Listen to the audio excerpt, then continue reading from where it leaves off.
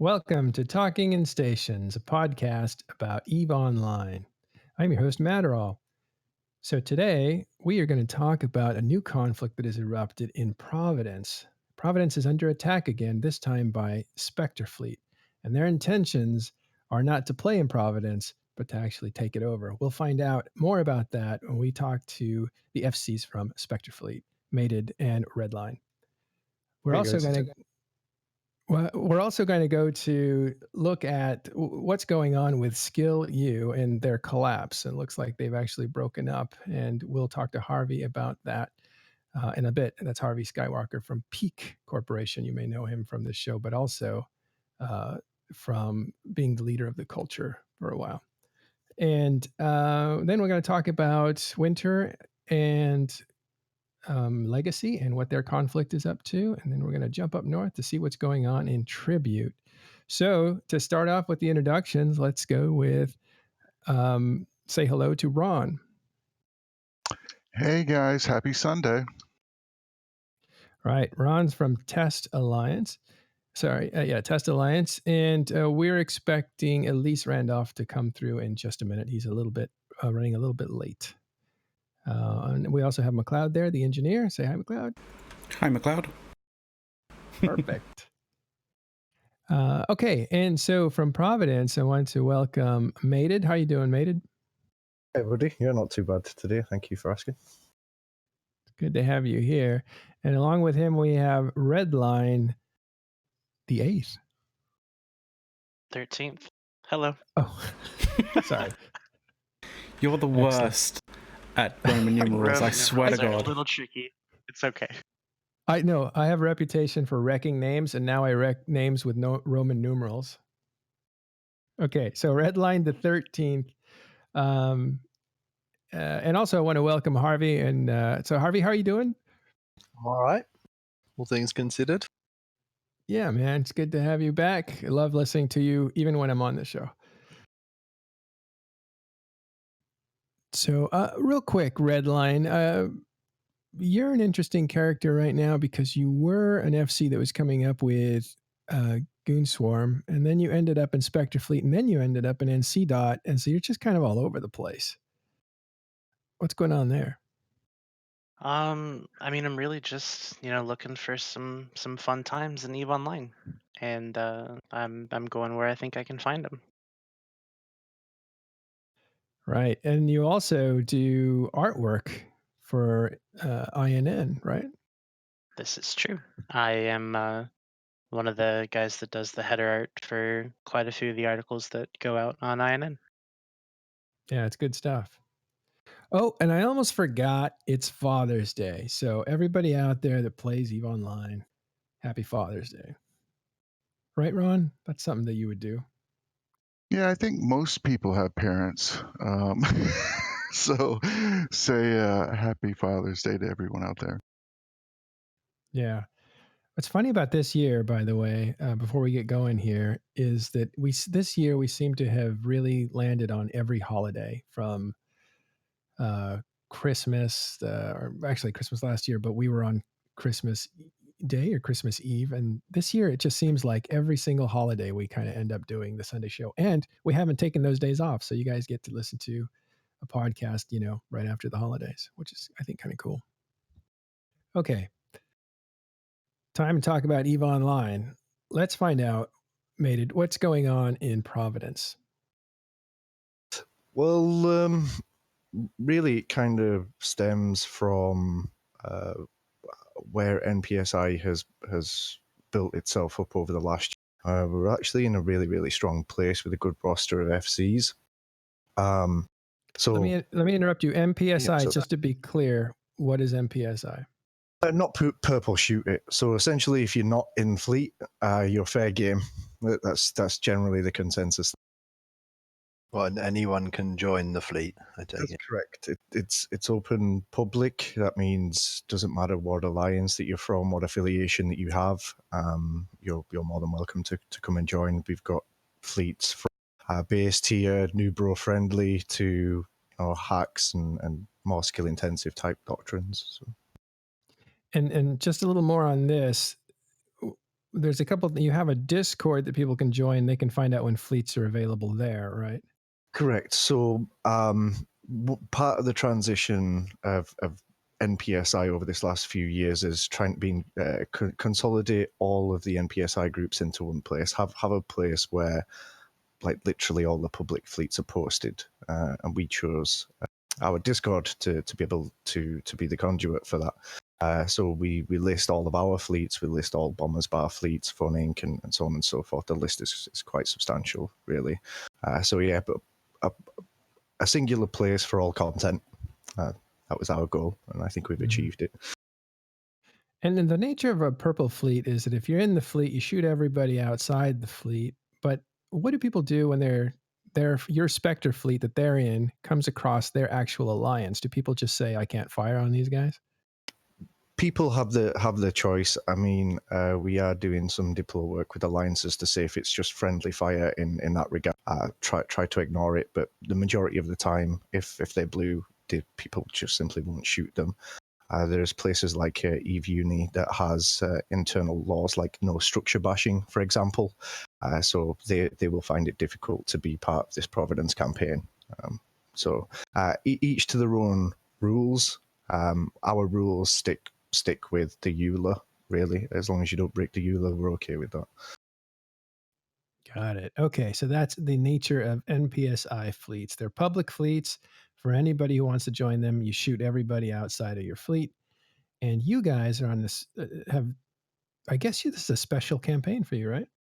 Yeah, it's a one of a kind thing, and this kind of some people have kind of pointed out, and rightfully so, that, well, if it's NPSI, are you working with other entities? And the answer simply is yeah. If other entities are striving for the same goals, or their objectives are aligned with ours, we'll work with them. And often you'll find that once we've worked with them, we will enjoy the good fights afterwards with them as well. So the Providence campaign itself, we got to a position where NPSI is strong across the board, and we have the FCs to do. So High Command really gave the creative freedom to the other FCs to do what they will with this free time. And one of the prominent things was, let's do a campaign. Let's show all these many pilots who have never touched SOV, never played with that mechanic before. Let them get involved with it. So even though the narrative is colourful on Reddit, as it always is, our base, if you will, is to just show people those mechanics, let people get involved with it, and then they can go on to other alliances and do it full time if that's what they want to do, or continue to do a campaign. And it really is a testament how far NPSI has come over these last few years to be able to pull these types of things off. I mean, we may or may not be successful, but ultimately we can actually attempt these things. And I think that's a really key point for NPSI right now, is that we can do these things. Yeah. So you guys started on this campaign. How is it going? Like from a personal perspective, DFCs are putting up the fleets and doing what they set out to do. A lot of the strategic objectives are being complete. Some of the fights have gone Providence's way. Some of them have gone like ours and our allies' way.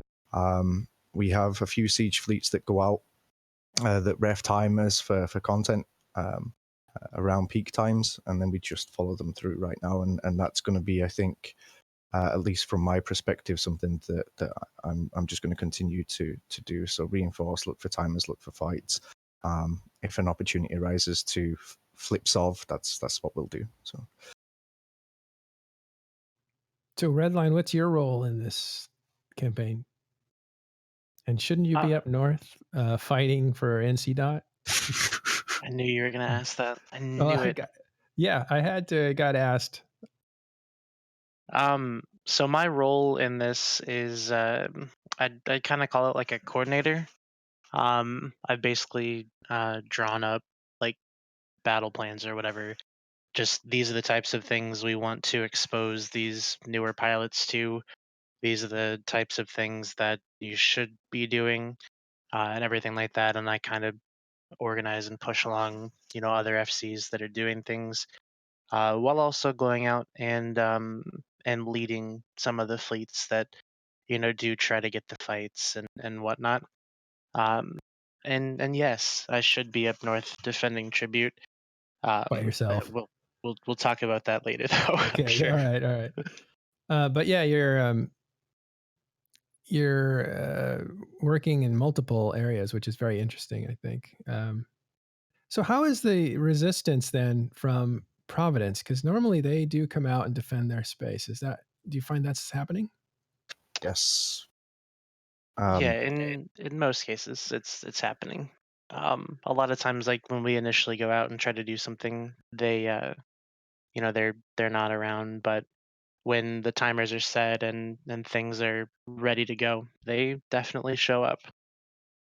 Yeah, I've got to give max props to Providence. They've kind of taken it as if it is an all out, null sec warfare. We're going to come in with all the supers. We're going to come in with all the capitals and that kind of stuff. And I think that's something that they misunderstand. And I think a lot of people do also. This isn't that type of warfare which Eve has seen for forever and a day. This is more about the content and providing that content rather than a null-sec objective, for the lack of a better phrase. Oh, really? Okay. I thought it was the opposite. I thought this was a war for their lives. Like you were coming in to take over the area and to re-identify it as maybe more of a public or public arena. So, I would say some FCs, because we're giving that creative freedom for people. If we flip Sov and somebody wants to take that over, they can have it. And if that's what they want to do, that's what they want to do. But we all know anybody that's old enough to know Providence. The guerrilla tactic warfare usually means that they don't stay out of Providence very long. Mm-hmm. So kicking them out is, at least in my eyes, from my experience with Providence War, is it doesn't last very long. So people tend to, again, for the lack of a better term, farm the area. So yeah. if somebody wants to come in and hold that space, and a few FCs and even staff have highlighted that, we could have like a pure public arena that everybody goes out and just fights all the time, and it'd be a great place for Eve to have.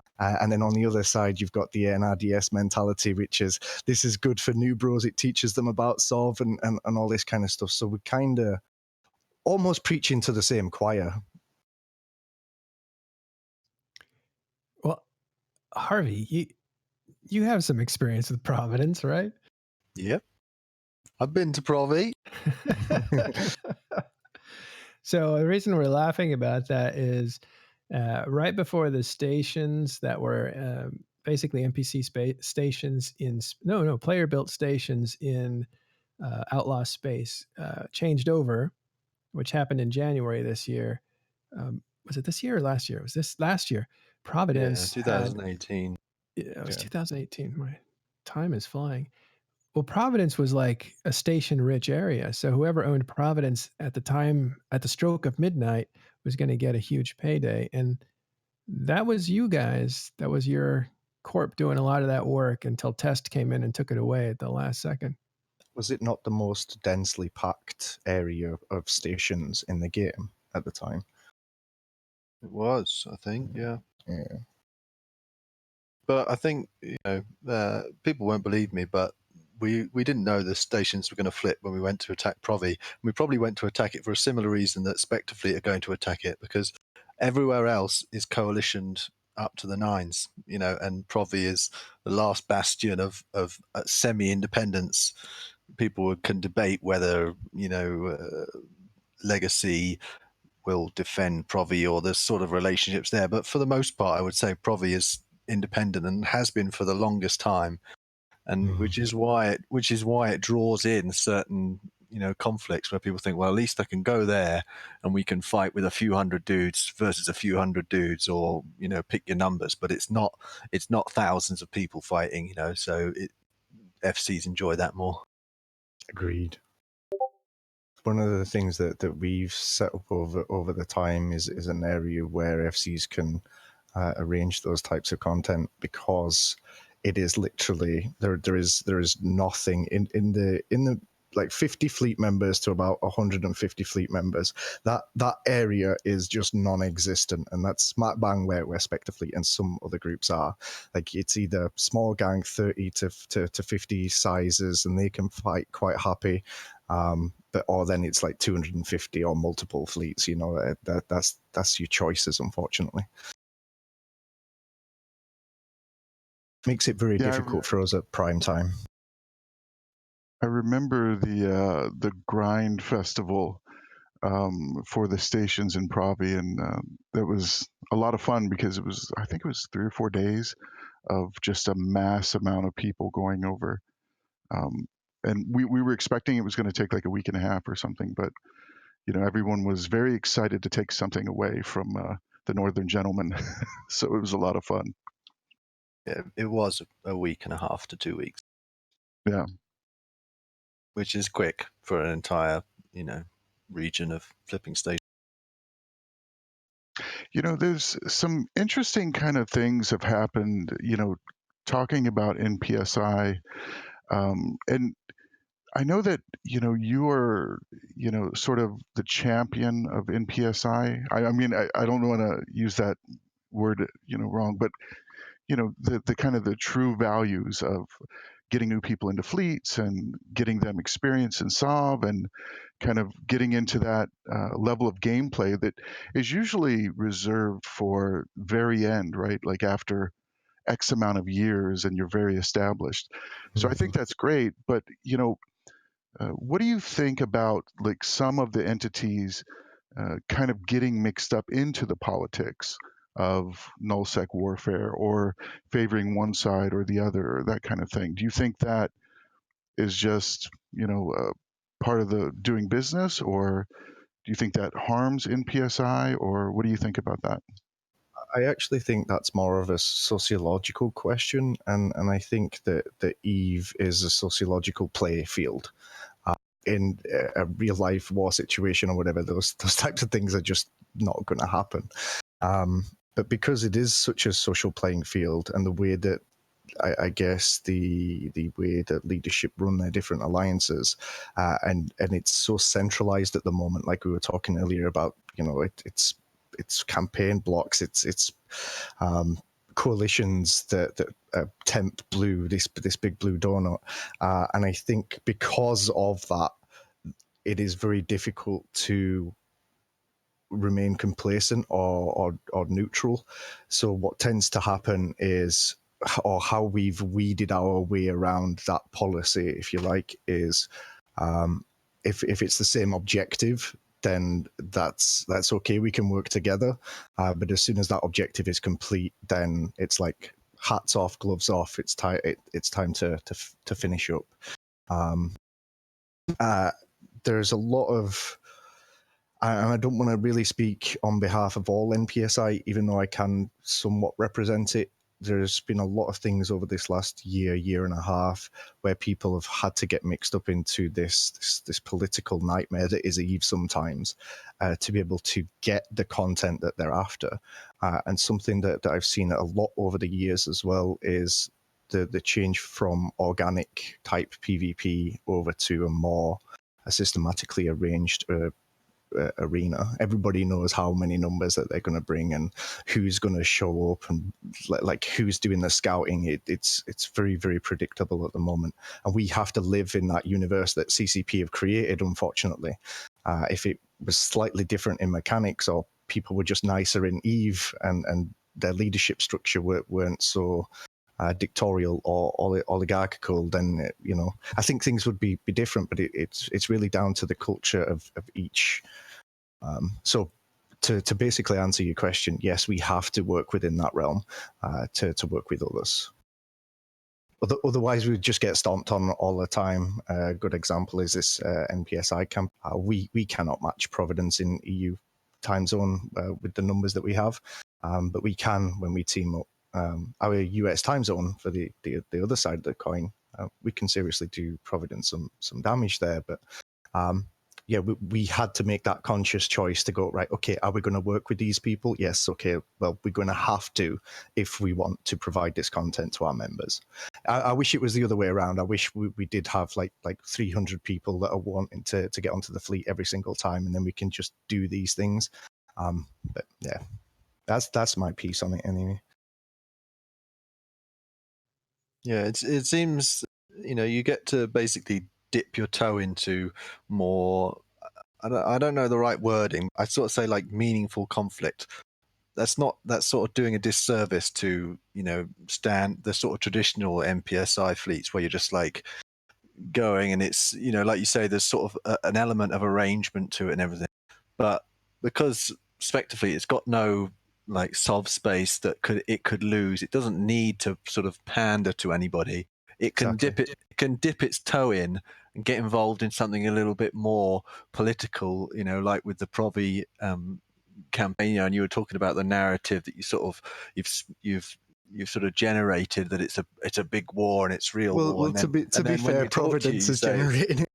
Are they? All right. I thought there was a bit coming both ways, but yeah, I'll be like happy to run with that. One of the things that we asked our writer to do before publishing it was like make this as lavish as you can. Make it about NRDS versus NPSI. Let's get people on board with this because I think people respond to a low level of role play, that it's them against us, they're the evil, we're the righteous. I think that's how you build that up. So yeah, and you're giving your NPSI people that join you a taste of it that might not otherwise have that taste. Yeah, and I will say that the big war declaration that was put on Reddit with the NRDS versus NPSI, I wrote most of that, and it's exactly right. The whole point of it was to give people a reason to fight, right? Like you don't just say, okay, well, we're gonna go shoot these Athenors. Why? Well, because we can. There has to be something that backs that pushes that forward, and that's what that was intended to do. So, and Provi have taken to it swinging, which is lovely to see. Bring on the trashy memes all. Well, they've always been somebody who takes their job seriously of defending Providence for the Amar Empire. Yeah. There was a time, I think, at least one corporation used to only fly in Amarian ships to really role play their policing action. I believe that That still happens. That's Pi. Yeah. They only fly Amar, and she streams. She's really nice, and her character is like 14 or 15 years old and has only Amar skills. It's fantastic. There's been some, like I'm not going to speak on behalf of Provi, but there's been some recent drama, let's say, with the founders of Providence and leaving or being kicked out. Oh, really? Mm-hmm. Yeah, we've tried to get Providence representatives on the show, and they're kind of shy to be on. I'm sure they're in the chat.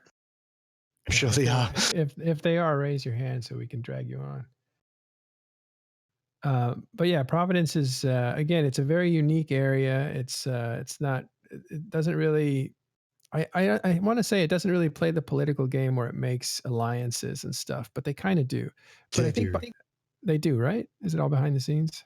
Some of it's kind of overt, but I mean, the relationships between Providence and their friends, let's say, it's not been a secret for a very long time. Their allies have been the same for a very, very long time. Yeah, they've always had a lot of goodwill. It's hard to distinguish if that goodwill is like means anything or it's just like, yeah, we like Provi, but I think in this game is really somewhat whimsical to say like, yeah, you know what, I like Provi, I'm going to go help them defend. Like, didn't Initiative come down and defend? I think it was just one fleet, but it sounded like it was more the way it was described publicly. But when I asked privately, it's like, oh no, we're not down there. I mean, there might have been a fleet, but we're not down there. Yeah, I mean they had like 12 jackdaws or something down there yesterday. Oh, that's not the defense of Providence or anything. Yeah, so it's not like they're staging Titans and Supers there or anything like Right, that. okay. Thankfully. Yeah, I think it was yesterday. Brisk was saying that it's like, hey, we got to defend the little guy. So it's like, okay, 12 jackdaws isn't defending the little guy. Yeah. And in fairness, defending the little guy would be us. You're with the little guy. Our 30-man fleet. It was off peak prime time, and they formed 80 odd nightmares, so we technically had to stand down. So and they will do that sometimes, and we'll overform them sometimes. That's just really how nullsec fleets go. Spectre fleet and NPSI is just not used to that content. Like, you go out on a fleet, you're getting content. It's about the fleet. Nobody's like used to just orbiting around a structure and shooting it for half an hour. That's. Oh, that's interesting. So is it hard for you guys to kind of stay focused because they're like, this isn't that fun? Or Well, that's certainly a part of the PR that we're trying to sell, that yes, even though this bit's boring, it's creating content for the weekend, or it's creating content like down the line. It's simply because nobody in Spectre has ever done that stuff before. Yeah, we get those. Oh, well, that was boring. It's like, oh, well, wait until Saturday's fleet and the timer comes out and then everybody's fighting and the caps escalate, and they just watch the fun unfold then. But somebody needs to go and do this stuff. And because they've never been part of that realm before, it's just a complete new concept for a lot of us, including staff and FCs. Yeah, that's very interesting. The psychological differences that you have to deal with. That nullsec, very much. Yeah, nullsec does this all the time, and they know the drill and whatever. But you guys, you're in it to have some fun, and not in it to necessarily invest in having fun later. That's interesting. Yeah, well, one thing that I've noticed is that, and this is kind of interesting as well, is that a lot of the pilots that we get in they're even like worried about going into low sec. Like, that's how new some of these pilots are, right? They don't live in null, they live in high sec, and they just dip their toes in this kind of content. And those people are the real reason why this is even happening, at least for me, from my perspective, is that I couldn't care less what happens to Providence. I couldn't care less if they get evicted tomorrow or stay there until the server is shut down. That's not my game. But I do care that people that I'm playing with, people that I'm leading, are getting exposed to, a high quality level of content, which is something that I've done ever since I started leading anything, and something that I'll continue to do until I stop playing Eve. Yeah. So Albion says, let's be real. No one will ever take over Provi, and that's true, but not true, because NC.'s taken it over twice, kicked them out, and other groups Have like they Evo. really? Like, I would argue the point that I was arguing earlier, that Providence and the it is a way of life. It's not like this is just our region. It's a way of life for them. Mm-hmm. And yeah, you can come and steamroll them by all means, but they will stay around. They'll go and form up in low sec. They will come and start hitting your stuff when you're not watching, and they will creep back in until people go like, fuck this, I'm not living here anymore. Right, they creep back. Yep. That also happens in Providence, not Providence, but it also happens in Fountain, doesn't it? Harvey, you were there for a while when you were running the culture. I think you pacified the locals, but was that hard to do? The Fountain core people? Oh, they're pretty tenacious, yeah. I don't know. I haven't been over there, so I'm not sure what it's like over there for them at the moment.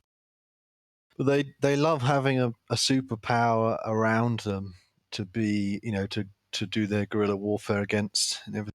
I mean, the way I dealt with them was I went down to the same scale as them. So I took just the Corp and went and had a campaign with the Corp against them. And then it sort of shatters their narrative a little bit, because they were like, we're gangbang team. Yeah, that's the guys here. We're fighting the blob and everything. Well, if you go and fight them when they actually outnumber you and then you beat them, that didn't sit very well, and they didn't like it very much. They really hated me, but whatever, it was good. I suspect that they might be, if they're not making waves like they used to be, it might have something to do with a sort of running theme that we might get into a little bit later, of that a lot of them have been playing for a long time, and they've grown up a bit. They've got families, they've got real life commitments to get into. I think I know Golemag, who's one of the FCs. He would often take long breaks from the game, just because of real life is important. And then because they live in the NPC space, they'd never actually leave. They could take the game, pick the game up, or drop the game at their leisure, and then none of their stuff would be wiped. They could just come back out of Fountain Core when they feel like playing the game, and it's cold and wet outside. I've got a question to ask you, Harvey. Like, when you were, because it was a real life, it's an NPC nullsec. Like, how did they manage to maintain their moral before like the inevitable crush? Who? Fountain Core? Yeah. Well, when we were there, we basically held only half of Fountain, and we allowed the other half to sort of go to pasture to a degree, and groups would come in and say, "Oh, can we take this constellation?" I said, "Yeah, can you?" And they say, "Well, what, can we get some standing?" I said, "No, you can't have any standings, but can you take that constellation?" And we would basically allow people to go in. And the same with Fountain Core. They held sort of the opposite side. Yeah, from that circle that you've put there, that central, they owned the constellations around it, and we would go over there and poke them and things like that. But the way that the jump ranges work in Fountain, it's essentially two regions, really. It's definitely two spheres of what we call now the umbrella, two spheres of jump range. It's divided very cleanly. It's hard to see it on the Dotland map, but in the real, the Eve map, you can see it's clearly divided down that central portion there, right where it says Fountain. You see there's a couple of important systems and gates that divide it, and then it, so we allowed the other side of Fountain to be a little bit organic, and various groups came in. I remember one of the later groups to come in was Soviet Union, which had been part of Stainwagon, and when they had lost to the Test invasion down south a couple of years ago, when Test moved south, Soviet Union appeared in the back constellation of Fountain, and we went over there and had a little campaign against them, and beat them up a little bit. It makes sense how they managed to keep morale high, just giving them that little bit of rope for them to play in, or that little playing field to play in, and then it doesn't quash their morale, keeps them forming. We had some, we had a portion of crabs. They got to come and try and kill, carriers and things like that. We were pretty good. It was in the period where everyone was learning about the umbrella, and you don't have to hide from neutrals in your system. You don't have to hide from cloaky campers. All you do is have a Sino. Everyone at the time was learning that, and we were doing it just as much as everybody else, and we were defending our stuff, our crabbers in the same fashion. People, I always say to my guys, never underestimate your enemy's ability to delude themselves. Everybody, we're human beings. We've got this inbuilt thing in our heads that allow us to make our own stories and our own narratives that keep us going. We lie to ourselves in day-to-day life all the time, and we don't even realize we're doing it. It's just little lies. I'm super interested in. Just little lies to keep us sane, basically. Because if you admitted your failings to yourself 100%, you'd probably give up and jump off a bit. Yeah, the part of the human condition as sort of a psychologist, sociologist, that's something that I'm really interested in. And Eve provides me a platform to play that sociological game on. Like, you can imagine anything, you can make anything. That's the beauty of the sandbox. And from a leadership perspective, it is a sociological playing field, and you can almost get away with doing anything. Yeah, I mean it's what makes one of the things that makes Eve unique and brilliant, and why every month there'll be a thread on Reddit where a guy is doing his dissertation based on, or his final in university based on some analysis of Eve, because it's like a microcosm of the real world. The thing that makes it Eve is all the people in it. The spaceships are kind of second fiddle, really. It's all about people. That's why you have things like talking in stations. That's why you have things like the meta show, where in the very credits it tells you that it's going to manipulate you and feed you a story. Literally in the opening credits. We all do it. Everybody does it. Every side does it, and that's why it's so fascinating, and why I think the media and the news outlets and the stories on Reddit and the shit posting, as we call it, is part and parcel of what makes Eve great.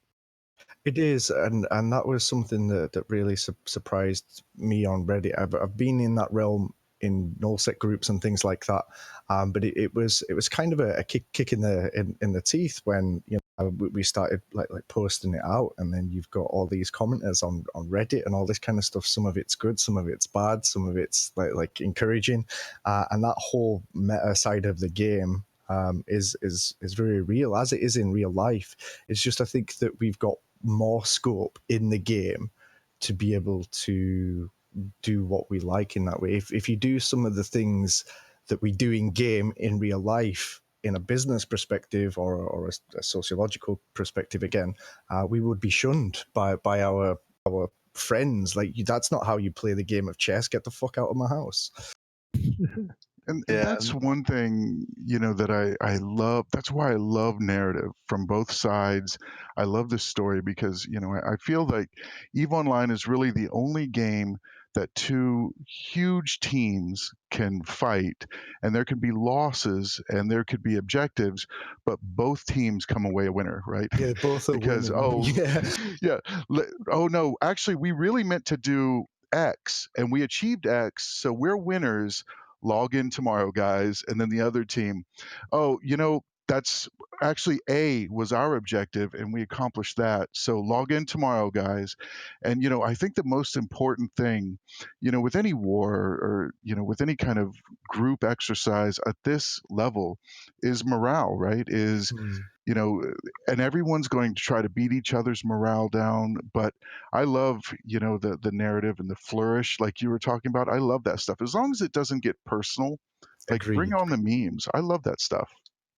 One thing as well is the disparity between the two sides. So I would say, like, the way that Providence views this campaign, like I've actually seen, they've talked to me. It's been all over Reddit, and it's like no, we're not working with NC dot. Like no, we're not a special interest group of NC. Like, it's nice that you think of us that way, but that's not the case. Okay, now we're working with RC and all this kind of stuff. Well, yeah, we're taking some fights with RC, but we're not teaming up to evict Providence. And these types of comments that they're making, and they're meaningful. They genuinely mean these things that they say. And it's like, but I'm kind of the guy who announced it. I know what the narrative is, and it's so interesting to watch the opposing narratives. What works for one doesn't work for the other, and that kind of stuff.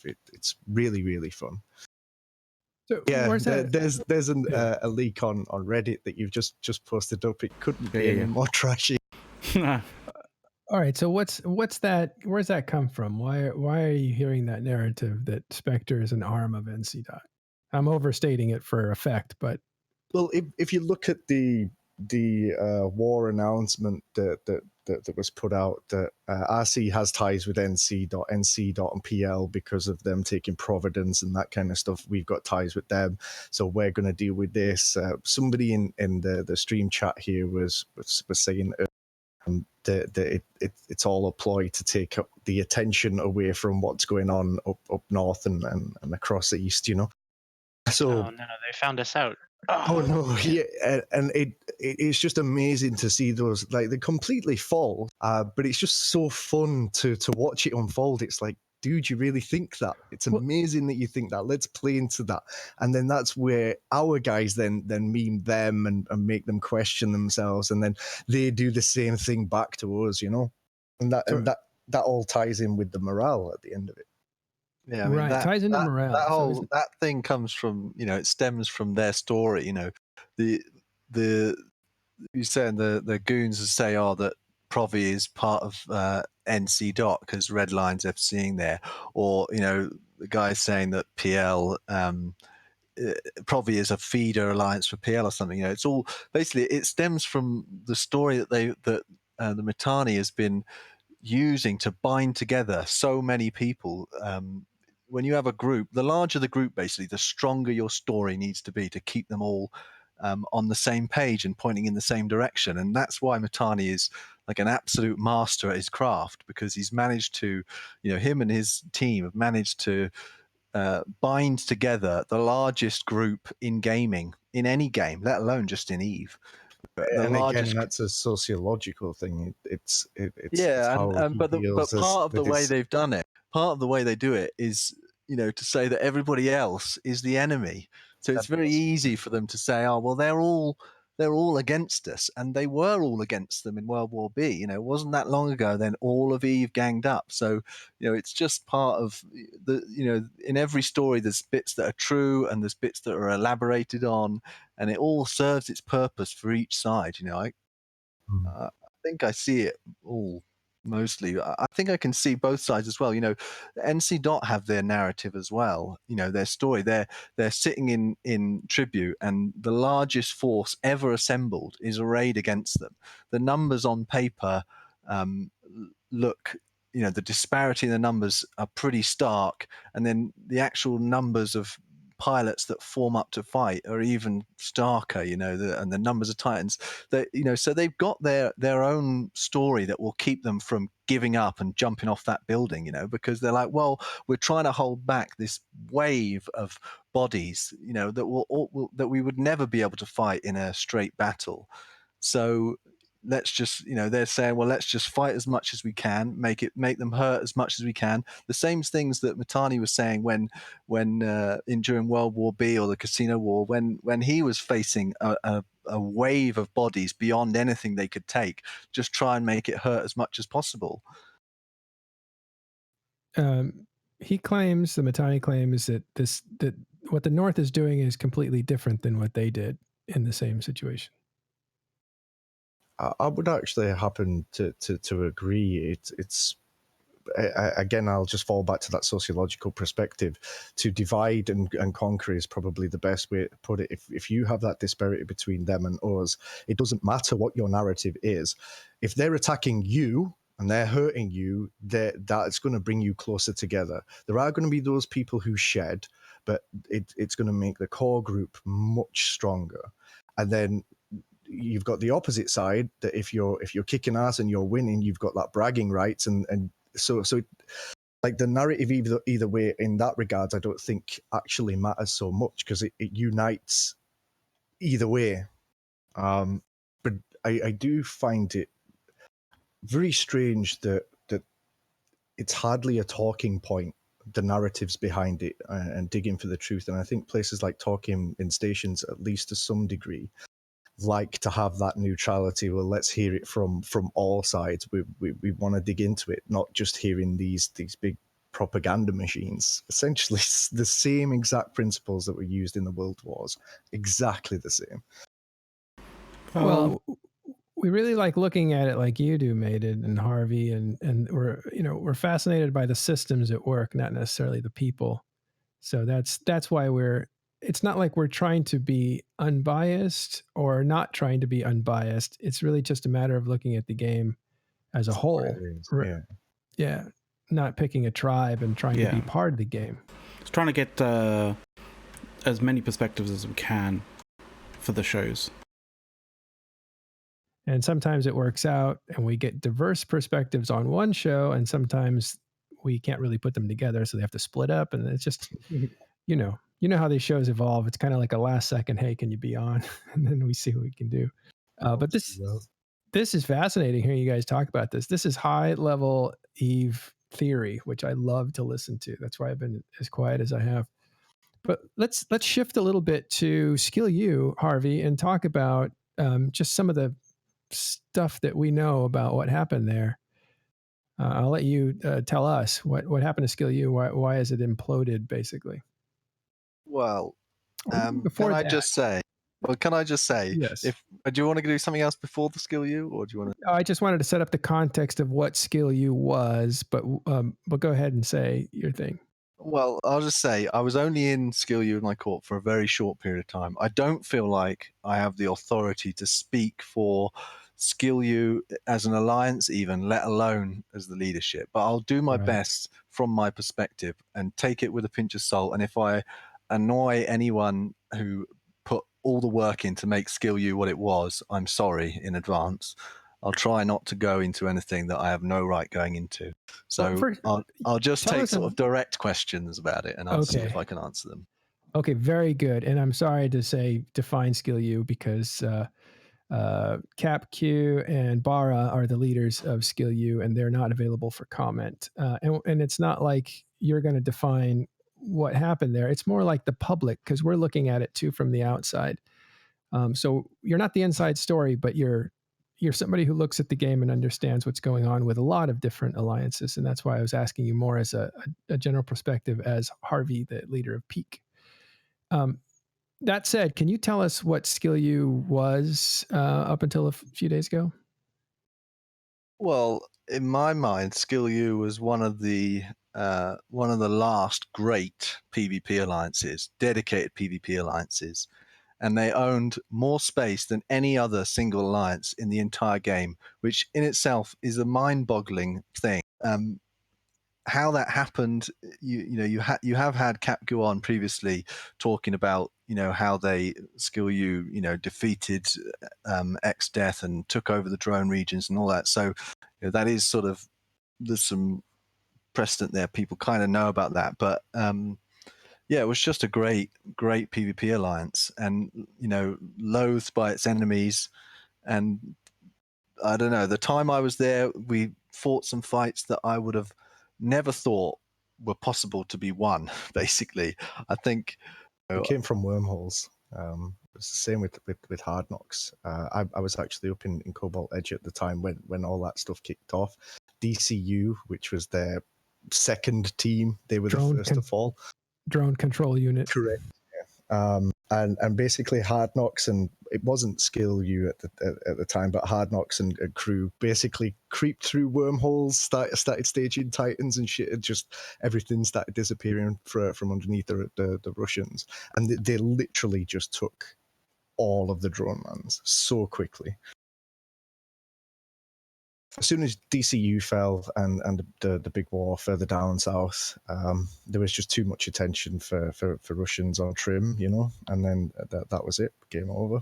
But yeah, a testament to how large their group was, because it wasn't just SkillU either. It was the rest of them who joined that. I forget the rental empire that they coined it as, but yeah, very big. I think it was the Holy Rental Empire or something like that initially, and then it might have changed names. Yeah. But Harvey, so they were a pretty good group. I mean, you think of them in really good terms, right? Yeah. I mean, well, like I said, I was there for a short period of time, but everyone in there was like highly dedicated. I think this is partly why, why they decided, because they generally just decided they didn't want to do it anymore and they didn't want to play anymore. And rather than pass the reins on to someone that did want to continue to play, I'm still playing with my corp, I would have never accepted it, but they would have never have said, we want to quit and hand over SkillU to me. The same way when I decided I didn't want to do the culture anymore, I would have never have handed it over to a corp that wanted to stay in Fountain and continue crabbing or whatever. It was my baby, and when I was done with it and didn't want to do it anymore, I took it out back and shot it in the head, and they did exactly the same thing. Oh my God. That's funny, because I've been thinking about talking in stations. I need to hand it over to the guys, and now I'm thinking I should shoot it and destroy it. Your But mic is open, Matterall, by the way. Yeah, I don't know if should I be looking behind me every so often, like, just in case no. You guys are all safe. It's I'm imagining Manarol coming out of that cupboard now behind you there. Oh God! Just rebrand it. Talking in spaceships. We have done with it. We'll get rid of Matterall altogether. No, it's the end of season 2, and we're going to have a meeting and just reevaluate Talking in Stations and figure out if we want to go forward, we want to go sideways, we want to trim down, we want to distribute the workload. I don't know. We're at that point. We're at that point where I think a lot of people are. It's nice to see people saying, "Don't you dare," Matterall, in the comments. Appreciate it. We know you guys like the show. Want to keep it going to you, but it's a workload, right? But Harvey, and that's really interesting that you don't hand off something like that to somebody else. You say you start a different thing, start your own thing. Yeah. I mean, there's when you create something and it's yours. Not everybody, is happy to let it. It's not like maybe if it was a larger alliance and there was lots of people in it, and Capco and Barra felt responsible for people, and they needed to, give them a home, or they were like, oh, this, we're going to leave these poor people. But, all the members of SkillU were not poor people. I don't mean financially, but they were not poor little weaklings. Everyone was, every corp and every member in there was a strong PvPer and it was a strong group. Every one of us will be absolutely fine.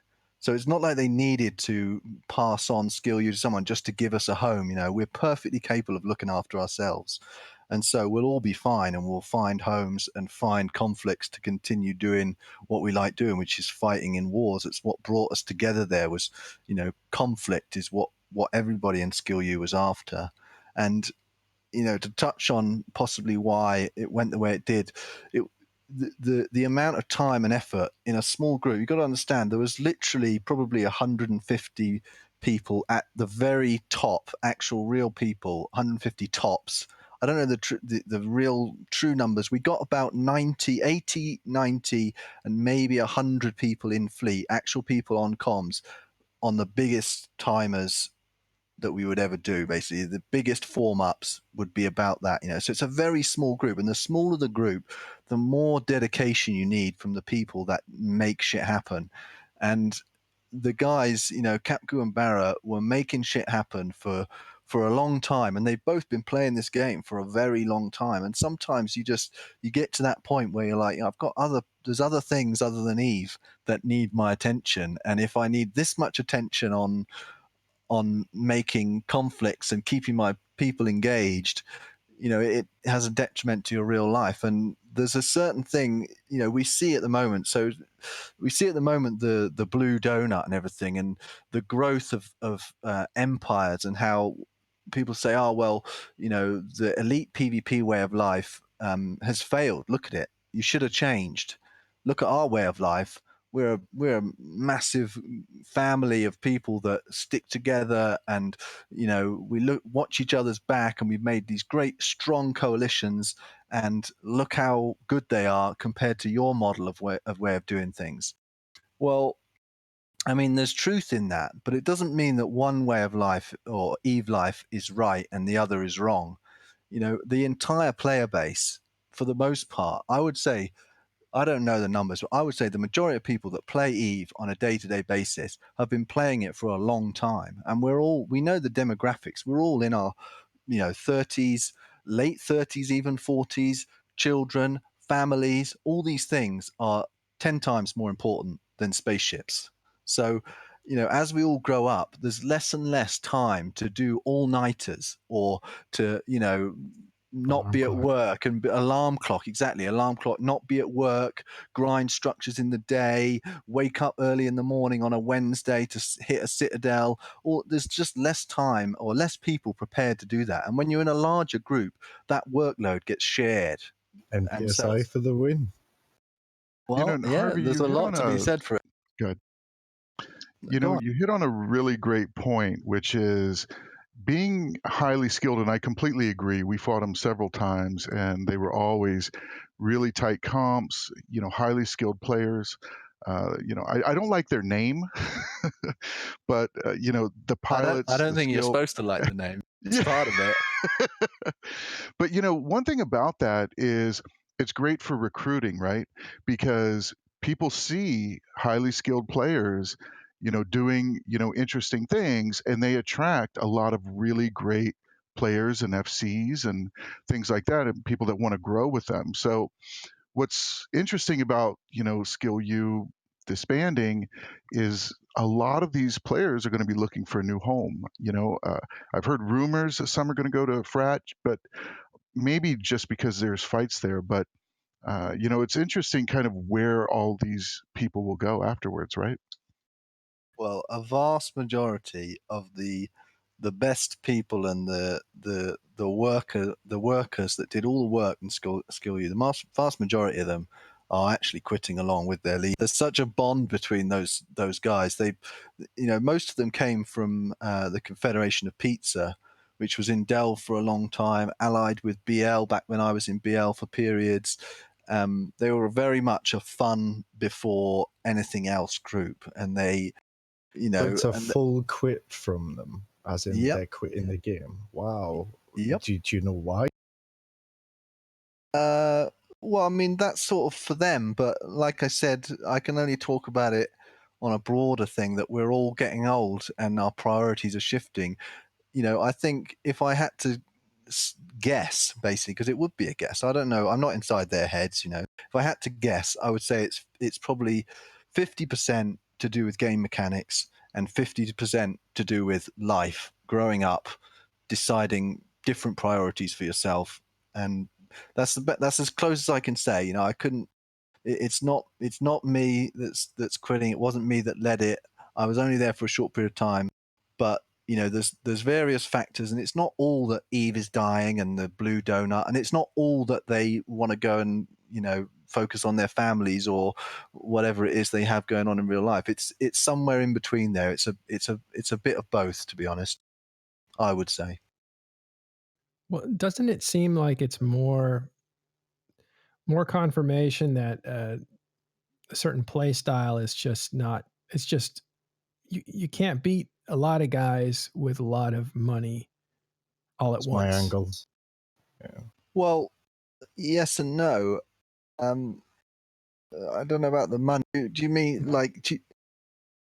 Well, I mean like hardware, like, 4 guys in a Titan, doesn't matter how skilled they are. That's 4 Titans you have to burn through.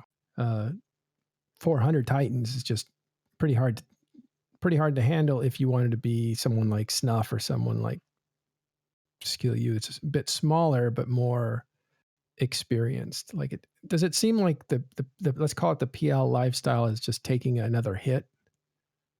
I mean, there's certain factors that there's an income thing with when they removed. People are going to hate this. They're going to hate me saying this, but when they removed the passive income from Moons, they removed a PvP alliance's for source of income. Now they made it, the PvP alliances have made up for that lack of income from Moons by expanding the rental. I don't even know if they expanded it, but maintaining the rental system. That means you can fight over space, take that space using PvP, and then you put renters in and get the income from it. So you use PvP to get income. And the other model is the taxation of ratting and mining through the engineering.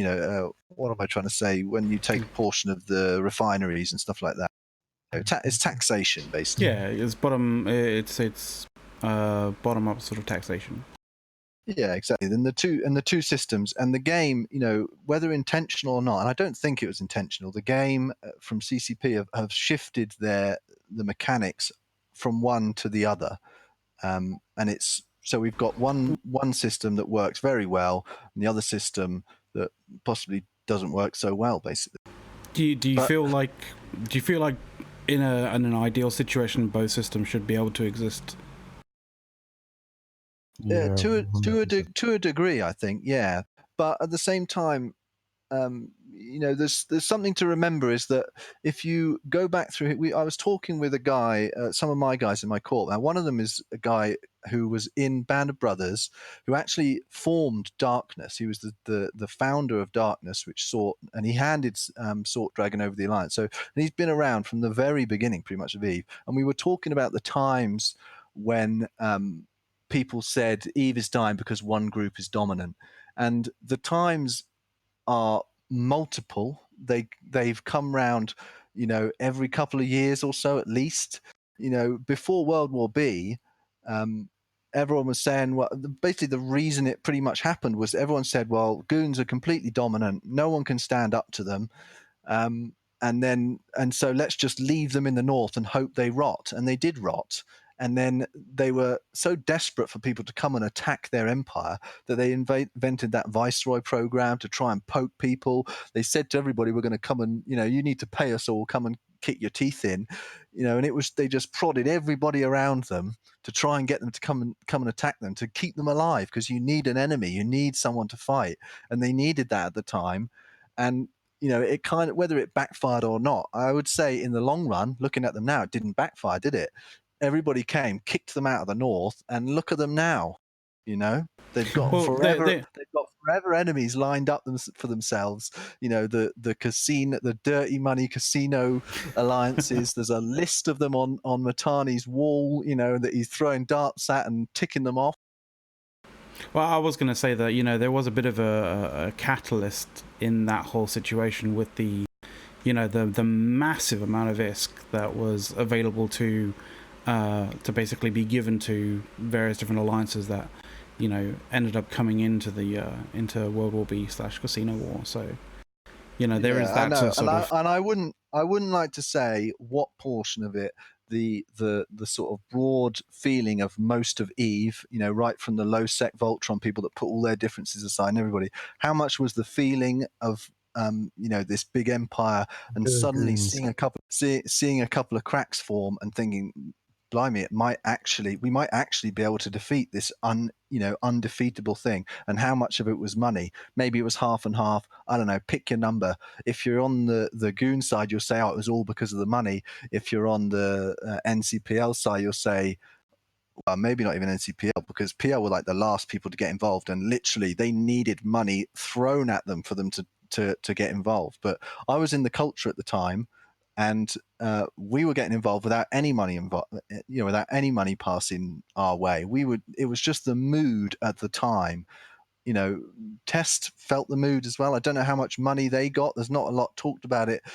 Probably in the grand scheme of their alliance, it would be pennies to them now. I don't know how much it meant to them at the time, but the mood at the time cannot be understated, and is, to a degree, it's attempted that people get rid of that side to the story and say, oh no, it was all the dark money casinos and all that bad RMT business, it was all bad, evil RMT that caused World War B. Nothing to do with the fact that everybody hated goons, because goons wanted everyone to hate them at the time.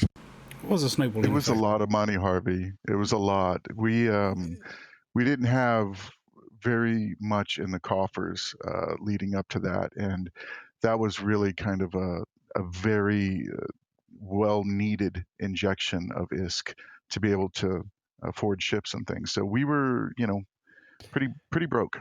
Yeah, I'd love to know if Test would have got involved, even if there wasn't any, because I would bet that they would have. And I'd challenge. I think yeah, right. How many ships did Test lose in that war? How many ships did the MBC actually lose? Not many, to be honest. There wasn't a lot of, everyone looks back on it and like, oh, the Great World War B. There wasn't a lot of fighting that went on, to be honest, in the grand scheme of things. It was a bit of a wet flop. Some people said, you're like, oh, we're all hyped for this big war. Where's the big war? Boats flying around with 100 interceptors, and that's it. Yeah, well, so NCPL and TESS probably got like 3 months worth of moon mining to allow them to do this campaign without losing money. I know that's what NC got, somewhere around there. At least that's what I was told by the financiers of the war. But yeah, there's a lot of ill will towards the Imperium, especially from NC, who had tried to invade them twice before that unsuccessfully. Because, at the time, yes, it was a willpower fight, but it was also a mechanics change up, right? They had totally changed up mechanics. New structures were coming in. So there's a lot of things that were moving around. And that's why there was. I think that definitely says a lot to the motivation as well. Like, I kind of feel that if Imperium were left to the north, way past the date where Citadels came in, I think there would have been a lot harder to be removed from the north than they were. Let me bring Red Line back in here. What are your thoughts on this? Honestly, you guys are talking about a lot of stuff that happened a long time before I started playing Eve. World War B, the casino, or whatever you want to call it. That's all. That's all like ancient history to me. Right. Well, I think that's. Go ahead. No, what were you gonna say? Bring us back up to reality, though, like today and industry versus PvP and that sort of thing that we were talking about before. Well, I mean, honestly, it boils down to those two different play styles, right? You've got the one side that wants to do nothing but PvP all the time. They get their money from renting, they get their money from their credit cards or whatever, and then you've got this other side that actually puts the power in their members to be able to make their own money, right? Because with ratting and mining, that actually puts money in a line member's pocket, whereas with renting, that puts money in a leader's pocket. So that's why we're seeing how goons can just build and build and build, because all that money is going not only into the alliance leadership, but into that line member's pocket individually. That's why I feel like with any amount of, like, if you want to be successful in Eve, you have to have a PvE backbone. Otherwise, you're not going to make it in Eve 2019. Wasn't it like that at the very beginning, Harvey, where you'd go out and mine your battleship and then you'd get in it and fight? You'd mine with your battleship. Yeah, mine with the battleship. Yeah, I mined with my first Armageddon. Yeah, the Apocalypse was known for mining. Yeah, I wanted one, but it was so much more expensive. I could only afford it again. And Buttercup mentions in chat here, if only some of the elite PvP groups could recruit some PvE corps, and that's literally like exactly what needs to happen. Is that instead of this renter model where everybody else does their PvE for them, you have to grind your own ISK, right? You have to make your own money. You have to build or buy your own chips from the people in your group that are building them, and then you have to fight with them. A lot of people are separating that, so they'll have two alliances. One that will deal with finances. Frat is a good example, and Fraternity Treasury. There's a lot of groups now that are segmenting themselves. So this is where the money comes in. This is where we're going to PvP from. Yeah, Fraternity Treasury is their rental line. Yeah, that's precisely my point. It's the same mechanic, isn't it? It's a shame. Where does that money go, though? Is the thing. The rental money. Where does that rental money go? Into the alliance and into the SRP structures. All the same things. The money goes from the 15% tax from the. It goes the same. When we were in SkillU, so SkillU, the way it operated there is absolutely every ship that we flew in fleets and everything was just given to us, and then at the end of the fleet, they didn't ask for it back. They just handed it all out because the money was there and it fueled the machine. The war machine was fueled by that rental. Now it's a shame that renting, becomes a safe haven for botting. It's a damn shame. If some magical way we could get rid of botting, there'd be nothing wrong with the rental model. There'd be nothing wrong with it. It's not just a rental model. When you get into the big meta of Eve, you have to sort of separate. Like some groups work well with it, like goons. Internally, they can do their PvE and industry, and they're just left at home if that's what they want to do when they deploy. But it doesn't matter whether it's a rental empire doing your PvE and your industry taxation, or it's a subsidiary alliance that's doing that. I think the mechanics are exactly the same. And more people are actually having to divide the two, and they'll bring in another alliance to protect, whether it's a renter alliance or a subsidiary alliance, to protect that financial interest. And I think you hit a really, really good point when the passive moon income, a lot of people have blamed it and said, oh no, it's not just that, there's multiple things that have changed. But certainly for the nomadic groups, I can speak for PL at the time, us at the time, we relied on that passive income to do anything. Mm-hmm. So a lot of faucets out of the game have been taken away, and rightfully so, because some of these were like hugely buggy, and you know, small groups of people made a lot of money by dominating these areas. But all those faucets are being taken out, and it's like you're relying on your membership now. You're actually relying on player participation. So that person who is now in a raw pool could have been on your fleet, but you need them in the raw pool to get your minerals and your ISK to provide for your fleet. So it's now we actually have to actively participate in our funding. Yeah, I mean, it is tricky because, you know, in an NCPL SkillU, I mean, it was sort of throwing a lot of different alliances together in one bracket, but for the most part, they are in that bracket of, you know, rental, top-down income, PvP alliances. You know, there's a certain critical mass you need for the super cap umbrella and the taxation of PvE. For that model to work, you need a certain sort of critical mass of people that are willing to do it. And when you keep your alliance recruitment to just recruit, you know, people that are experienced, been playing the game for a long time, have all the right tools, you know, the best recruits, from my perspective, I understand that it's not the one way of doing things, but from my perspective, you know, the good recruit has all the tools, has the alts, the Dicta alts, the Sino alts, the Titan, the supers, the Fax alts, subcaps. They've got all of that. When you restrict your recruitment to just those people, most of those people don't need to go and do a load of crabbing. So they might need to, you know, all right, if they want to plex accounts, then maybe, yeah, they have to do a bit of you know, care bearing to make it. But a lot of them will have other ways through market, you know, market PvP and other things. When you're most of your, yeah, exactly.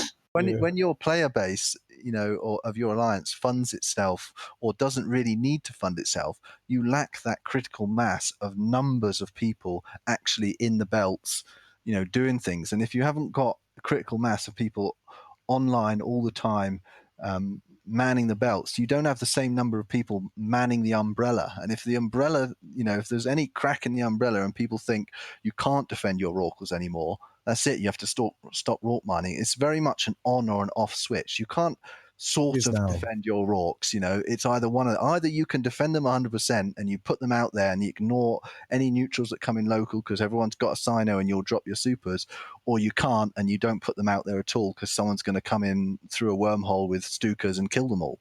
You know, there's not much middle ground there. Yeah. Who's reached that threshold? Who's reached that threshold now that has a credible Rourke protecting umbrella? I don't think anybody has. Everyone who adopted the PvE mentality. No, I would actually genuinely say that no one actually has that perfect coverage, because they leave on campaigns and leave things wide open for people to come. Then you just close the umbrella down for a few. I agree. But let's not beat around the bush. Legacy and Test have a sufficient and capable capital umbrella, and they can get their orcs out in the belts. Obviously, goons have the most powerful capital umbrella, and you can't go to Delve and mess around. And they don't want you in Delve messing around. They'll boast on you on every gate. They don't want you there. They have, you know, the most watertight umbrella is there.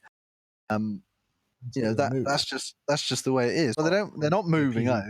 They're just deploying to PvP. I mean, I know what you mean, but the umbrella will go straight back up again and will be as rock solid as it was the day before they deployed. Yeah, I have no doubt with that. It's just I guess I'm kind of agreeing with your point that Eve's population is a standard set.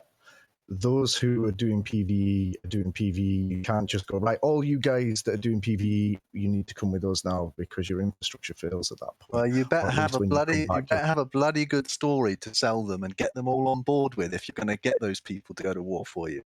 You see how it that's fits my together? Yeah, that's my entire premise with that. So. Yeah, okay. So What about Horde?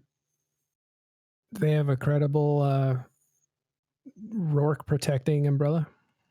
I think they do at the moment in the drone lands, don't they? I'm not 100% sure. Someone else can come in and tell me, but Bomber's Bar would be a really good representative for this kind of stuff, and the feedback that I get from our guys who fly with Bomber's Bar and things, Test Legacy, they're one of the more difficult people to actually deal with. I'm not saying that it's not impossible. Some of the recent stuff kind of shows that, but it's extremely difficult, regardless now, to actually be able to whale like that because of these cap umbrellas. And right now is a prime time to go down to Delve and play around. You know, they're away. Let's go and play, and that's Cats what you away. see happening. Yeah, exactly. Yeah. Well, let me run this by you guys and see how you feel. I'll just throw this out there. But if you have a situation where skill injectors allow people to get alts up really quickly, and you can turn one Rorqual pilot into 2, into 4, into 8, and you have a place that's credible where those 8 can work to create the 16 or to create the second Titan that you want. Like, are you now looking at something that's got momentum that can't be stopped? Because now you have a ton of people and you have a ton of protection about this incredible mineral generating machine. And now the bottlenecks for building Titans is not 1 or 2 per pause or whatever. Now you can do as many as you need to, because you have so many stations everywhere. Like, is that just a becoming more and more lopsided because of the mechanics? There's a running meme right now that there's more Rorquals in the game than all capital ships combined by it. And that could be one guy running 8, running 16. And usually that, especially when CCP give you something so powerful to make, just forgetting aside the protection, like if you were out in a Rorqual in space that wasn't hunted continuously, you can make the money back for that. Especially when they first made the changes, you could make that amount of money within the hour, within 2 hours. But anything extra than that was just nice. So yeah, it has completely gone to that side, and I don't necessarily think that it's new players in Eve that have okay, these are the new changes. I think it's people like me saying, oh well, CCP broke something, let's go and make the best of the situation. Right. And But it they is have pretty scaled unstoppable. back Rorquals, right? And they've increased the size of excavators, and they're slowly, I guess, kind of bringing Rorquals back in line. They're not as bad as they used to be. It's like 25% less or so, right Yeah, around they there. just made another one. The thing is that the thing with that is, Ron, is it doesn't affect the larger groups anywhere near as much as the smaller groups, right? Yeah. And that's the problem. The problem is that capital protection. You can just have 16 out instead of 8. You're still going to make your money. Redline, you were going to say something? Yeah. Well, you asked, like, is it an unstoppable machine? And I think the answer is yeah. Once you kind of get that momentum, you're never going to go, and you're never going to be able to. You're never going to stop. It's already happened, hasn't it? So like the damage is done.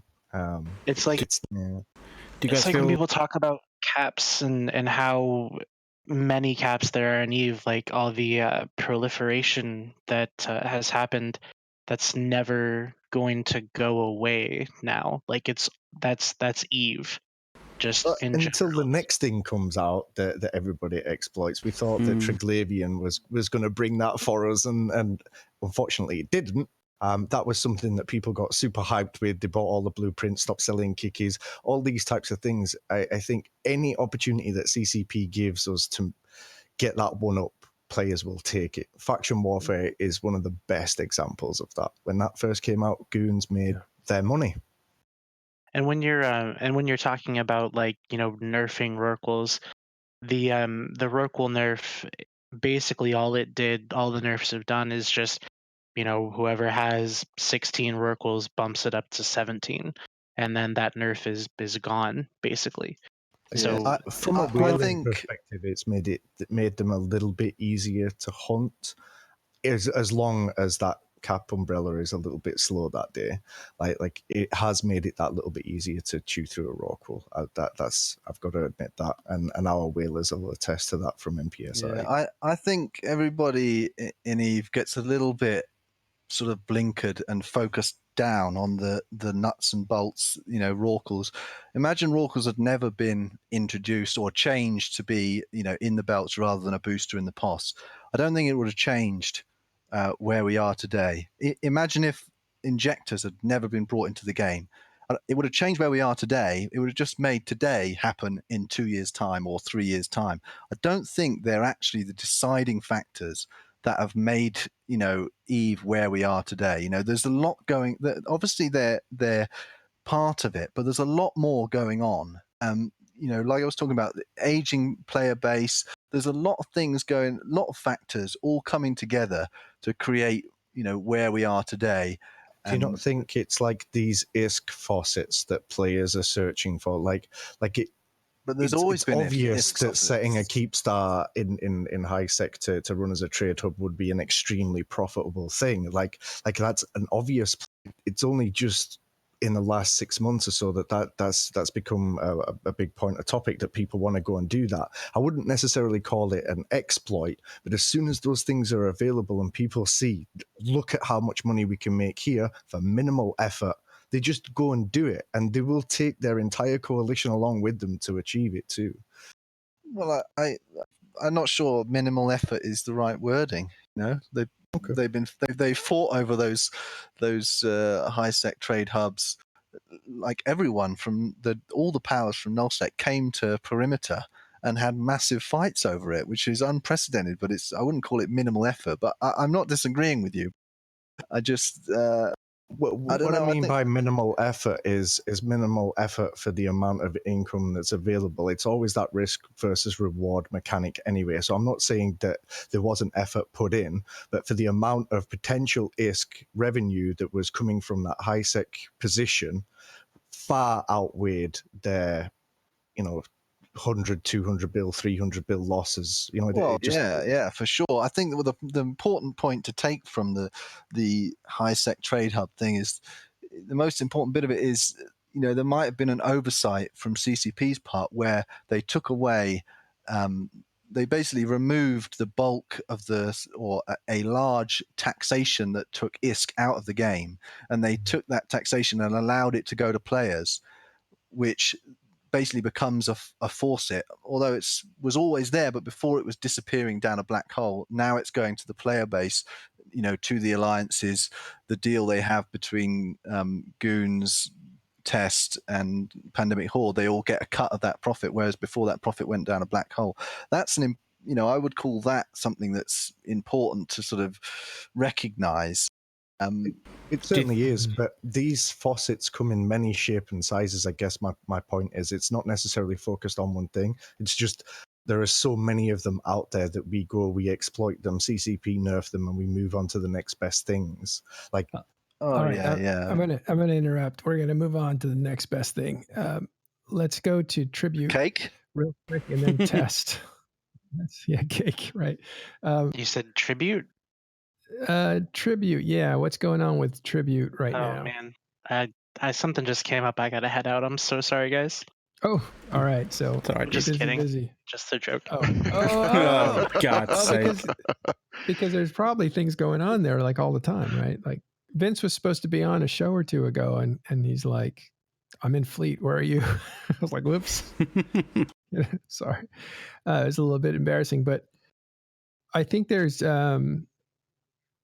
I think we've reports that PL was moving out of SH1, which is the actual headquarters right now for this defensive effort that they have or don't have, and they've been evacuating that. Is that right? I can neither confirm or Oh, deny. you can say. Okay. Well, I mean, there's a great clip that I'm going to see if I can find very quickly of you undocking and jumping your Titan out, and that making Boat very, very sad. Well, Oh wait, thing that I saw Matterall jump back in because I saw his bus, and then I was teasing him. I said, "Why doesn't he have the police skin?" And he bought the police skin, and it was there. He's still at SH1 last I saw. is that why Okay. he jumped? Did he jump back to SH1 to show you the police? Yeah, totally. I was on Well, patrol. that's what I like to think.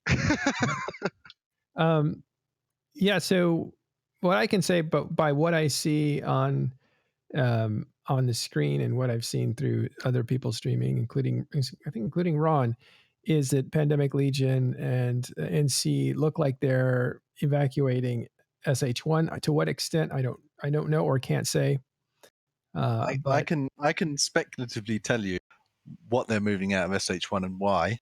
okay. I can tell you they're moving everything that isn't nailed down out of SH1 because P3EN has been reinforced and will also die to overwhelming numbers of Titans. And it is the link in the chain that they need. If they stay in SH1, which they're securing at the moment, if they stay there and let P3N be killed out from next to them, they cannot get out of SH1 anymore. So they they were talking about it on the Meta show, how K Color was saying how they attempted to island NC and PL by removing citadels around them, so that they wouldn't be able to jump out. And in this conflict, they fundamentally need a keep star to be able to jump out their Titans. Otherwise, they'll end up having a Titan fight on a Fortizar when they're jumping to a Sino and have their 30 seconds of vulnerability where they can't tether. That's, they'll get dropped on then, and 500 Hicks will point as many Titans as possible, and they'll feed there. So they need that keep star chain. They have to evacuate SH1 or they'll be stranded there. Well, and They don't have that many Hick pilots. Sorry, 500 Hick. You saying to me that Goons couldn't muster up 500 Hick pilots? I don't think they could. I don't bet think you they could get 500 Hick pilots. I'd put some ISK on that. They might bubble each other, but they get 500. I mean, you use a focus on that. That's for All right. sure.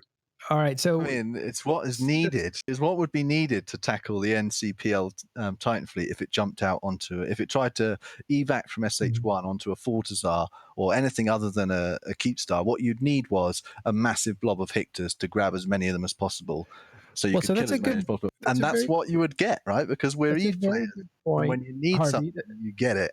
Got you. That's a very good point, and that's something we can talk about. That they try to do a what do you call it?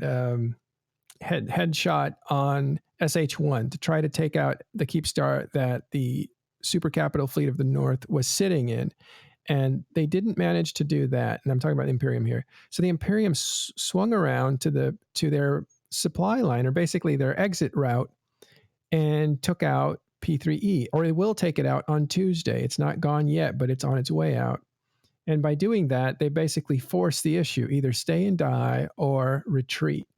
And it looks like the North, not being dummies, is going to retreat at least their super capitals, right? Because the other ships can stay in Fortizars. And they can stay in, and fight, and they're a lot more expendable. The other ships are the other capital ships, like a Dreadnought or carriers or force auxiliaries, their logistics for the capitals. Those ships aren't stranded, so those could actually stay and fight, but the super capitals will have to either retreat or make a last stand there in SH1, and it looks like they're smartly moving them back out through P3E to get past that point so they don't get stranded. Very good point, Harvey. Yeah, and I was wrong, right, when I said anything that wasn't nailed down. You're right. They could very well keep normal capitals and fight on there and use Fortizars to get out. But you're right, because without the super capitals to be able to escalate above and beyond the dreadnoughts then your dreadnoughts are only useful in certain situations, basically. You can't fight them head on with a smaller force and with lesser ships. And one of the kind of big indications that a move op is happening, or like Harvey said, everything that's not nailed down is the other day, was it yesterday morning or Friday morning? Um, there were about 250 Megathrons that were all insurance frauded not on the undock, but right after, just people undocking them and then someone else shooting them and then just collecting the insurance. And it was just Oh my God, pages and killing! pages of Are they Megatron. padding? Are they padding kill boards at the same time? That's awful. Do you want to move 200 battleships? Well, No, I don't self-destruct. want to move those. Yeah, I can see that. What's interesting though is they just nerfed the insurance payments on capital ships, so they're getting less than they would have a few weeks ago, by half, I think. Well, okay, so that's what's happening in Tribute, and it looks like there's gate camps all around P3E that I've seen, and the North is slowly withdrawing. It looks like they're withdrawing towards Hordes area, right? They can't go north; they have to go east, and who knows how Yeah. far PL and NC how far they're gonna go. There's some talk that they would end up like in the drone regions or whatever, but yeah. So this is not something that's a surprise to anyone. And what was a surprise was that they actually tried to defend SH1 and kind of succeeded, but it's too little in too much of an inevitable situation. And speaking of an inevitable situation, what can anybody really do against this force? Like, honestly talking, I don't really see a way to fight 1,000 Titans without 1,000 of your own, and that's kind of what we're looking at right now. Well, that's why I think the game is kind of in not a very good spot, and I think you saw Hilmar say that as well. Like, we'll break this game if we need to in order to make things less stable, less known, because I think the idea that one player can, with skill injectors, basically use money, and let's say it's real money, right? Like this is pay to gain advantage, and they end up making an apparatus to make themselves a ton of money, and they've created a situation that is a secure way to minimize risk, then you're talking about a momentum of injecting skills into Rorquals, into Titans, and then using those characters because they can inject the skills for a Rorqual pilot and then inject into a Titan pilot to get as many of your alts as possible. And you magnify a few thousand players into, or a few hundred players into thousands of Titans. And you don't need to have individual skill to perform in that arena. It's actually just a matter of showing up. And that to In the me seems like, sandbox out of Eve, I think, has been yeah. happening over the years. Just more and more of the sandbox has been sucked away. As much as I love some of these new changes by CCP, I think, yeah, definitely, just that kind of content is being ripped from people. It's go big or go home. It's getting And that way. I don't think that was caused by CCP though. Like at the end of the day, like I was saying before, it's really you make a conscious choice how you're going to play the game. If you're going to play the game in a way that puts your members and Titans one shield and one armor, as the Matani said at the fireside, every fireside that I ever attended, like that's gonna generate a lot of Titans. And if you're not gonna do that, then you're not going to generate Titans. You're not going to be able to have that force. And Yeah. I still think that is the key to this entire conflict is that goons, they caught on to that economic backbone being the thing that they needed. Test does it. I'm sure Ron would agree and say that Test's economic backbone is super strong. And GOTG, for what it's worth, they tried to do it before, and then there was last year's war, so they now they have to kind of be on Goon's side to get back to that point. So that's really what you have to do to make it an Eve. these days. That was a very conscious decision by PGL and others that, if we want to play in the big game, we have to have supers.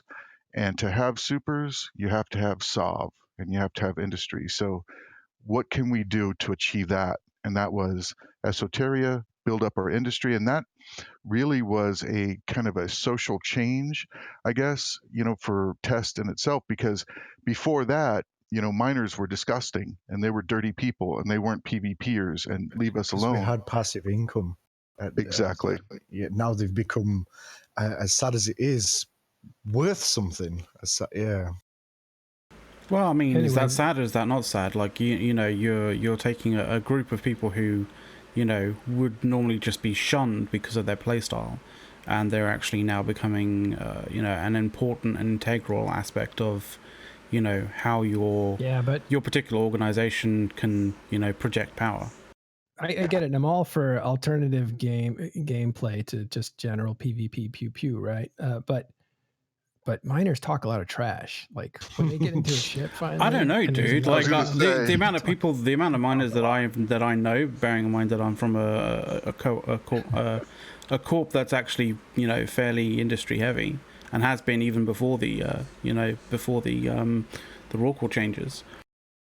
Like miners have been at least in my opinion have been some of the more chilled out and kind of relaxed people. They're not going out and looking for that for that adrenaline hit of PvP. So they're not like looking for that kind of like that buzz and that thrill.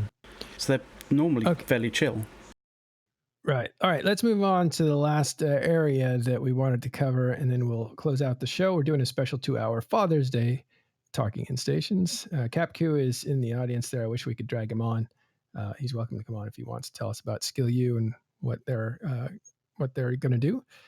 And by going down into that area, we have Winter Coalition fighting against Legacy. Ron, what's going on? What's the latest down there? Yeah, I mean, this week has been really big for us because we've taken our first 2 iHubs in Detorid, which is, we haven't done up to this point. And we continue with the Citadel.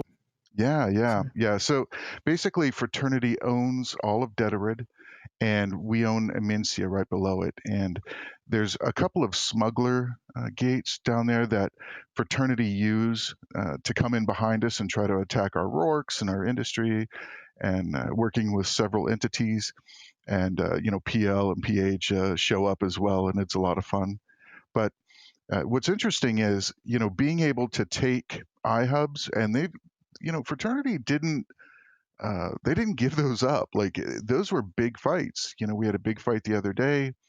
We had a big fight earlier this week, and that was where our Titan jumped instead of bridged, and that escalated and went out of control. But we took 2 iHubs and continue with the Citadels and continue with the fights. And I think the war is only really just ramping up even more. And now with the SkillU announcement, how many more great skilled pilots are Frat gonna take under their wings? And I think that's great for Frat as well, right? Because getting great skilled pilots and FCs into there is just such a breath of fresh air, right?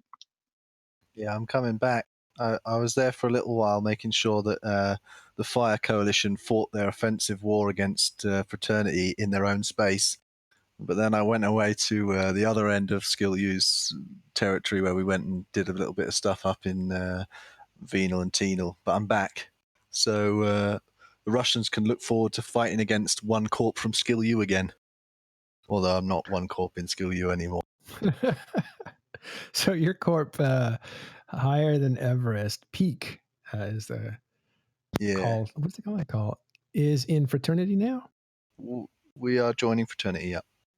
Okay. Oh, let's put that on the headlines. See, that's very exciting because we buried the lead. Yeah, I think that's exciting because, you have some very skilled pilots and, you're going to get in fights all the time. I think it's going to be great. And, you just have to give me all of your character names. I just need to know who to primary. But that's a side note, and we'll talk about it after. That one you pulled up there, that isn't my Yeah, corp. I know, I know. I realised that. That's Yeah. the troll corp that someone made, like an absolute copy of my corp, and they even made an absolute copy of my character, and they spelt my name correct. I think it's kind of poetic. They're fixing your previous Yeah, wrongs. they put an L instead of an R in Skywalker. The clever buggers. I don't know. I can maybe say their name right finally because I keep screwing up Yeah, yours. to get that guy on, whoever he is. Yeah. Well, what are you going to do in Fraternity? What's it? What am I going to do? I'm going to, like I said, I'm going to make the Russians fight in their space instead of in Fraternity space, just like I did before. When Pro-God was banging his head against the Sino Jammer wall, I was killing jump bridges in Fire's space. Wow, look forward to seeing what you do. Run away, mostly. Run away from the blob. Well, Ron, did you finish what you were saying? Yeah, I mean, basically that's it. A couple of big fights. We have generally skirmishes and fights every day, and a lot of those are timer generated or dropping more citadels or defending rorquals or whatever it is. We just always seem to find Fraternity on the map every day. And even just before the show, there was a Fraternity gang roaming around and Elo roaming around, in Munins. And I think this next week coming up, we're going to see a lot more offensive pushing into Deterid and establishing more kind of dread bomb caches and things like that, and a lot more fight from them because they've been doing great. I mean, it's been a lot of fun. So CapQ mentions that what's the point of pretending there's a war in the South if Test really wants to take Fraternity out, they're just going to bring in the goons like they did in UALX and just walk over the place, right? Because that's a force that's going to be irresistible. You can't stand up to that. But what's interesting also is you're seeing a migration of northern powers coming into the drone lands, and let's just presume that they go even further and come over to where Fraternity is. Could we be seeing a buildup of forces in that area that could be a cataclysmic fight? I mean, probably not. I should think, to be honest, I don't know, but if I was in charge of Fraternity, I wouldn't want the Northern forces coming over to help, because the second the Northern forces come over to help, that is exactly what goons need and Legacy need to say, oh well, PL and NC are there, so we're coming too now. So I would have thought Fraternity would hope to just keep this as is at the moment. Although I will say it's what Legacy and Test are doing is essentially a farming campaign. They're getting their citadels down so they can sit in Torrid and farm Winter Coalition as much as possible for kills. And we've seen what happens with farming campaigns.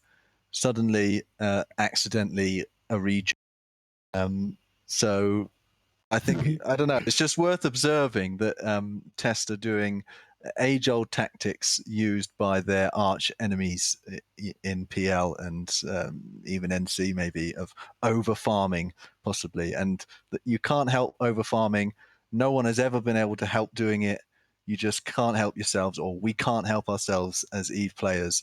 It just happens. So just so you know, Test, you won't be able to help yourselves. It's going to be suddenly region where they collapse and you have a region you didn't want.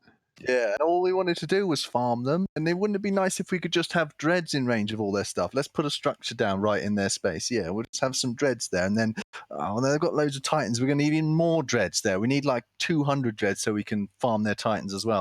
And then the next thing you know, the Torrid is being evacuated, and happy have another region. And you're saying the Test is the new PL in that sense. Oh yeah, they're becoming what they hated. I say that with tongue in cheek. Yeah.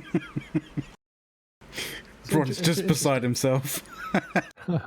No, I mean, I just like it's not farming. I mean, there's a lot, and even this past week, we see pandemic horde fleets just about every day, and NC fleets and PL Kiki fleets, and but it's not a super kind of numbers game on either side. Sometimes they outnumber us, and sometimes we outnumber them.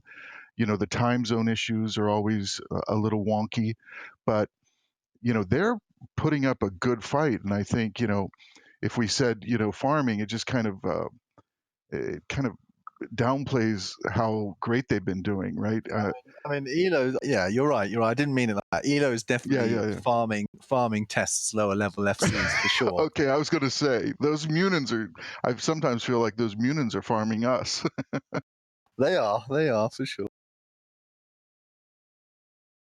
All right. Well,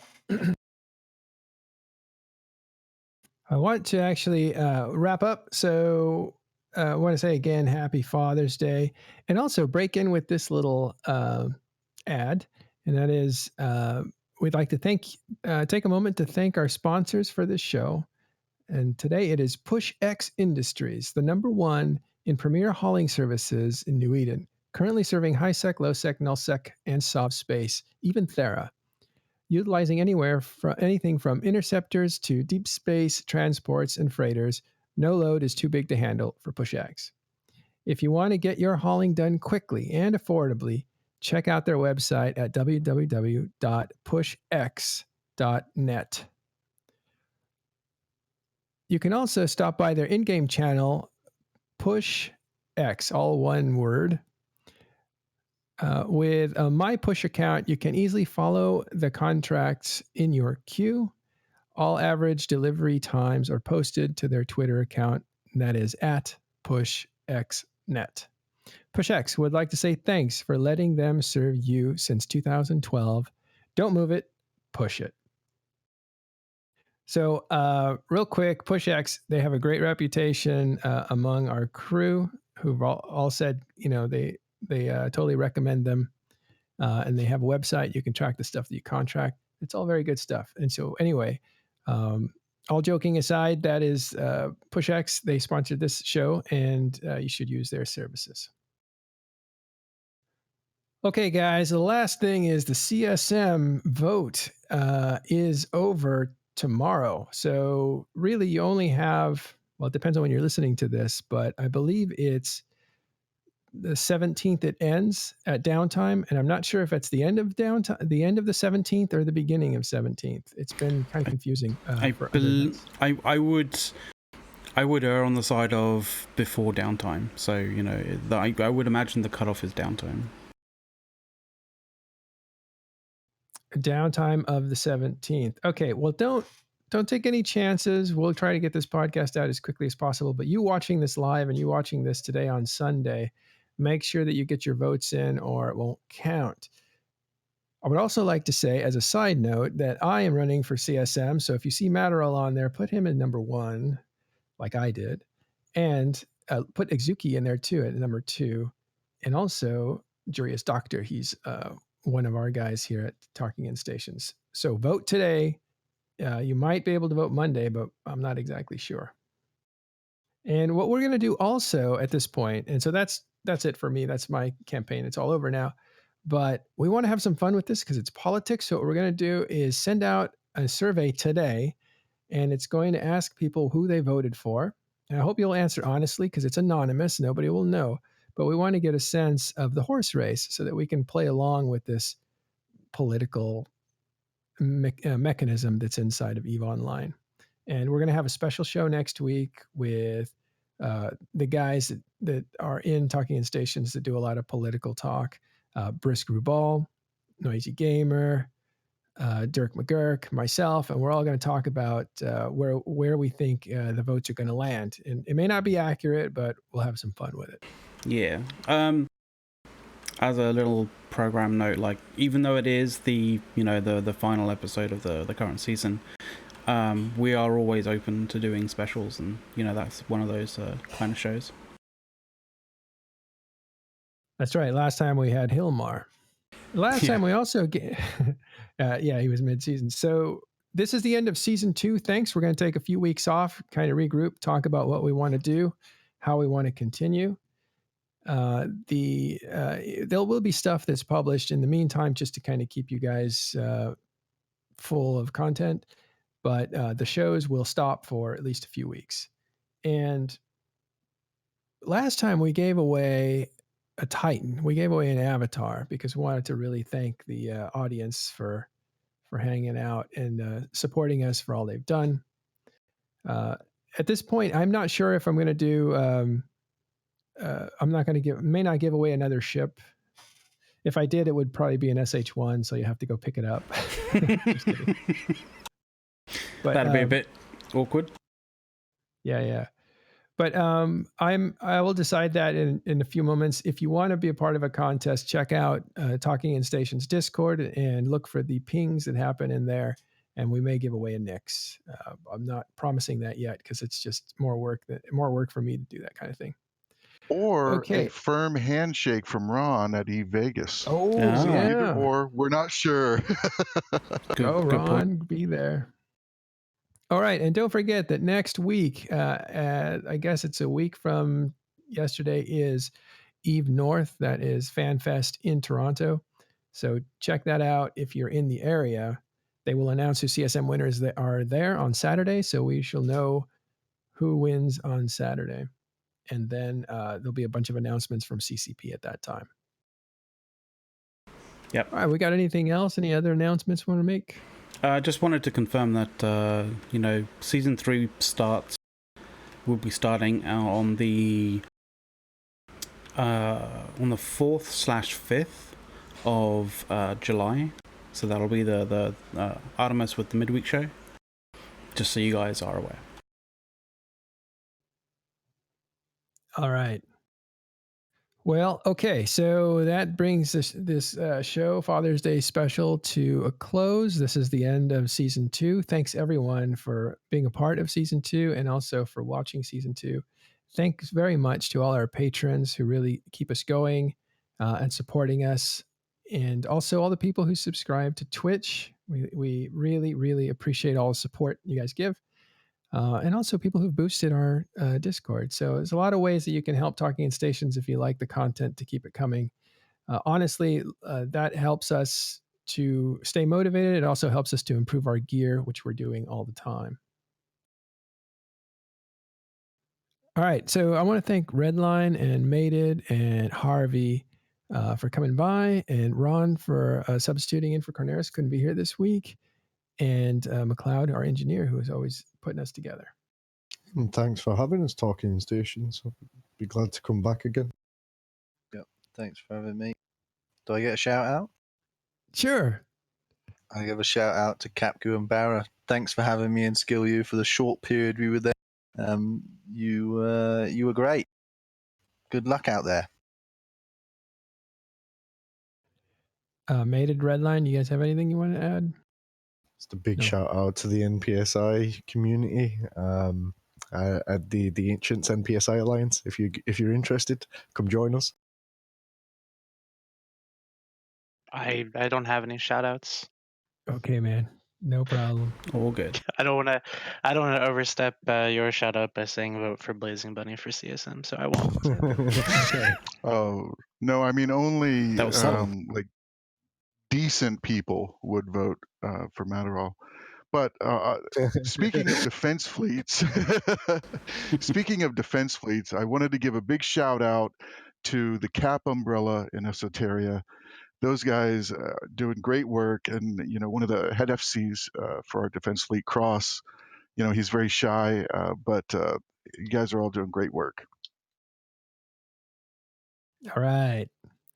All right, guys. Last chance to vote. Get in there and vote and see what you can do to make a difference.